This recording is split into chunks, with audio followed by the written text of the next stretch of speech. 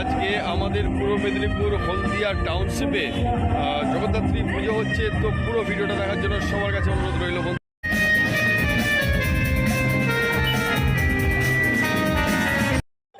সবাই আমি সবাই হাত তালি। চলুন আমরা নেক্সট গানে ফিরে যাই। কারা গাইছেন তারা আপনারা দেখতে পাচ্ছেন এবং কোন গান গাইছেন সেটা দেখার পালা আপনাদের জন্য। চলুন শুনতে থাকি আমরা। এরপর